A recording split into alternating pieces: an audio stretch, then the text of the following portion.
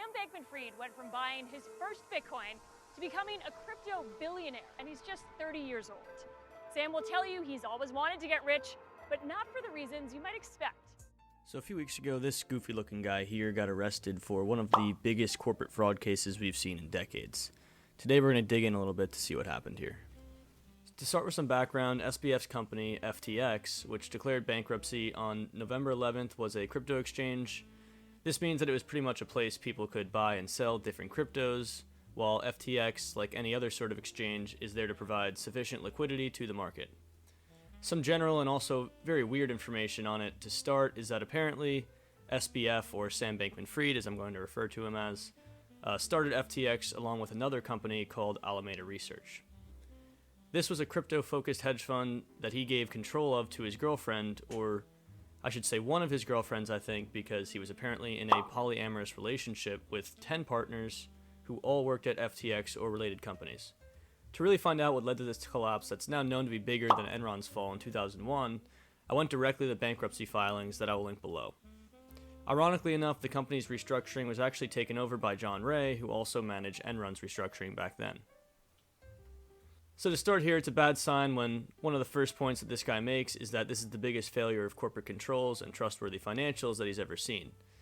Now, the part we really want to explore here is where John Ray characterizes what got them to the point of bankruptcy. The first major point that I found mentioned here is that FTX had no centralized control of its cash. So this means that they weren't even tracking how much cash they had on hand, which is obviously insanely stupid for a company that is supposed to be a currency exchange, which, as I explained earlier, is supposed to be providing liquidity to a certain market. Following this, we then see one of the really strange ones. FTX essentially had 4 silos, and these silos represented different business units for cash flow purposes. All these silos were also majority owned by SBF. Now, only 2 of the 4 silos or businesses actually have auditors, and one of the 2 that does have an auditor, which is called the .com silo in the bankruptcy filings, is a firm that John Ray states he is not familiar with, and apparently touts itself as the first CPA firm to open a metaverse headquarters on the metaverse platform called Decentraland. Now, I'm not going to jump to conclusions about this, as Prager Metis, which is the name of the CPA firm, it does seem to be a legitimate CPA or audit firm, but I do wonder what sort of audit procedures they've followed in the metaverse and whether FTX was one of their metaverse-based clients. John Ray even follows by saying that he doesn't have faith in the audited financial statements of the .com silo and that they should not be relied on. Now going down to the company's disbursement controls, Ray explains that FTX employees were submitting corporate payment requests through an online chat where supervisors would approve the payments with personalized emojis. Now again, if we're going to give the benefit of the doubt here, this may happen over Microsoft Teams per se, where a supervisor could give approval through leaving a thumbs up on a message or something like that. Although it seems obvious here that what was happening was a little more extreme than that, with these payment requests probably involving millions of dollars of client money and not receiving the proper documentation. In fact, following from this, his next point actually says that FTX corporate funds were used to purchase homes and other personal items for employees and advisors, and that of course there's no proper documentation of these cash outflows as loans, but the properties are in FTX employee names listed in the Bahamas. Some more bombshells here are, among others, that FTX was using some sort of software to conceal the misuse of customer funds, and that Alameda Research had secret exemptions from the exchange's auto-liquidation protocols. Now, this is actually a massive problem if you understand how hedge funds work. To demonstrate this quickly, think about a hedge fund that invests on margin. Say theoretically that Alameda had $500 million for investors, and I have no idea if this is accurate or anything, it's just to prove a point. Then they use this money as collateral with a broker to invest $1 billion into Bitcoin, because they're crypto focused, of course. So this would mean that $500 million was their investor raised money, and $500 million was in debt, or on margin, that they loaned from a bank. If the value of your Bitcoin now increases to $2 billion after investing the $1 billion, well, you've quadrupled your money from $500 million to $2 billion, and you just have the $500 million loan to pay back. On the other hand, though, if the value of your Bitcoin drops from $1 billion down to, say, $300 million, which is pretty feasible in 2022 if you look at the performance of a lot of cryptocurrencies, well, now you're at a loss of $700 million because you owe $500 million to your lender and you lost $200 of your own money. And remember, you only started this with $500 million that you raised from investors. So all of a sudden here, you can't pay back what you owe, which is the original $500 million loan still, because you only have $300 million left over after the investment losses. And this is what is usually called bankruptcy. So pretty much auto liquidation protocols are in place to stop losses from getting that dramatic. In this example, they would force the Bitcoin position to be liquidated at a $500 million loss so that they can be sure that they pay their lenders. So FTX not applying these protocols to Alameda, both of which are owned by SBF by the way, probably could cause some serious liquidity problems in the company. Alameda's CEO and SBF's girlfriend, as I mentioned earlier, whose name is Caroline Ellison, even had this to say in an interview before the bankruptcy.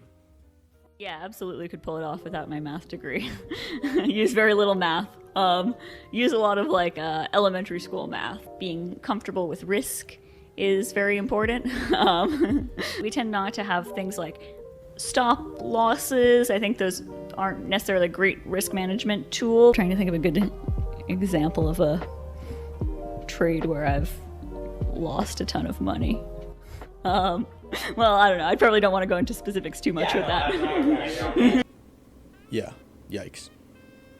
So moving on here, Ray claims SBF would frequently communicate on platforms where his messages would auto-delete soon after they were sent. So obviously this is a massive red flag that this guy was intentionally not saving a lot of the messages he was sending internally in his company. And another random topic I wanted to address beyond the bankruptcy was that there was this picture going viral of the $55,000 payable at Margaritaville that FTX had outstanding. Now, this isn't as bad as it looks, guys, because it looks like it was probably for their Effective Altruism Bahamas retreat. And Effective Altruism, by the way, is essentially SBF's cult ideology of donating to the causes that him and his friends like. Because, as everyone knows, he was the number 2 donor to the Democratic Party behind only George Soros during the 2022 elections. I mean, the first line of this posting even describes the goal of FTX founding being making money to give to effective causes. And hey, they care so much about helping others that you got to learn some economic theory from this guy. Do a deal that is moderately bad in bailing out a place. Like, the bar was not, this is a good return on investment. The bar is like, this is not that bad of a return on investment, or like, we are incinerating a relatively small-ish amount of money in doing this. Now, he has since come out with a bunch of different claims to try to defend himself. One being that he donated the same amount of money to Republicans during the 2022 elections, but it was all in dark money. And another one was that FTX actually got an additional $4 billion in liquidity just minutes after he filed for the bankruptcy, which he continues to say is the only mistake that he's made. Honestly, though, these don't deserve the time of day because what this guy did is more than clear. He took his opportunities to abuse people's trust, misuse their money, and clearly tried to cover his tracks the whole way. So the verdict's in here, and it seems fairly settled that Sam Bankman-Fried was probably a crook, but a very dumb crook who couldn't uphold the most basic accounting principles and controls in his company, FTX. Regardless of the fact that he went to MIT and his parents are Stanford law professors, and that literally everyone in the world thought he was a genius, he still didn't know the basics, and it cost him big. And we can only hope now that he pays the price for it. As for his investors who lost all their money on this mess, well, you probably should have done a little more due diligence and known what you're getting into. I mean, these people had no problem when FTX was reaching its $30 billion valuation and probably looked like geniuses. It's like those kids that bought Dogecoin and then act like they predicted that Elon Musk would tweet about it or something when it inevitably falls again. And now they're dumbfounded and claim that Elon Musk scammed them. Except in this case, the Elon Musk was an erratic kid on drugs who dressed like a middle schooler. Anyways, be sure to let me know what you think about Sam Bankman-Fried and the FTX collab, and thank you guys for watching.